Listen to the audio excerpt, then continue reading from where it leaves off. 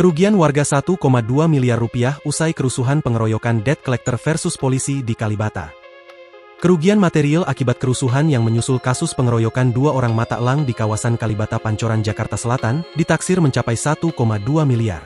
Estimasi itu mencakup kerusakan dan pembakaran warung tenda, sepeda motor, mobil, hingga kaca rumah warga yang terjadi setelah insiden pengeroyokan pada Kamis, 11 Desember 2025, sore.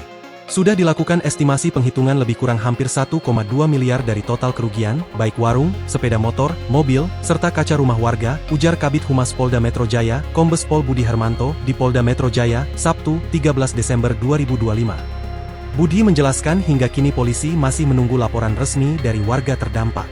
Sebab sebagian warga masih mengalami trauma pasca kejadian sehingga seluruh kerugian belum dilaporkan secara administratif.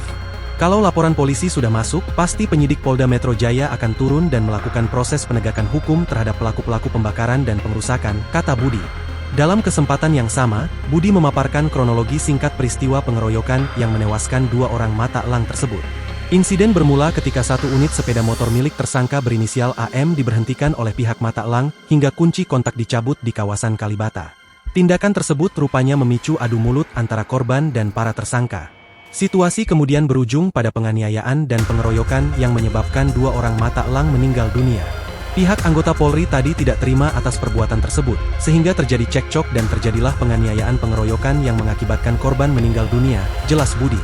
Meski demikian, Budi menegaskan bahwa penyelidikan masih terus dilakukan karena penetapan tersangka baru berjalan kurang dari 1 kali 24 jam. Budi juga menyinggung praktik penarikan kendaraan oleh debt collector yang kerap dilakukan dengan cara-cara melanggar hukum. Ia menegaskan penarikan kendaraan seharusnya dilakukan sesuai prosedur dan tidak dilakukan di jalan.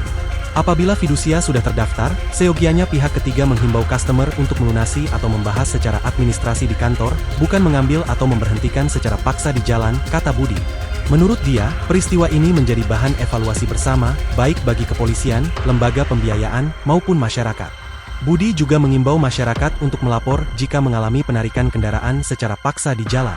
Terkait kerusakan dan pembakaran yang terjadi setelah pengeroyokan, Budi mengatakan polisi masih mendalami pelaku-pelaku yang terlibat.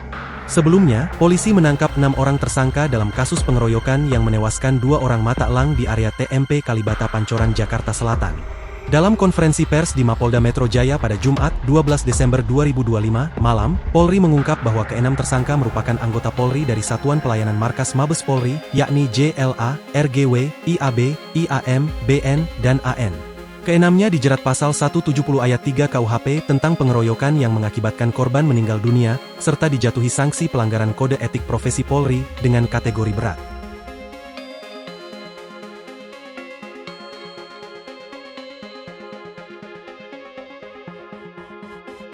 Download Tribun X sekarang, menghadirkan lokal menjadi Indonesia.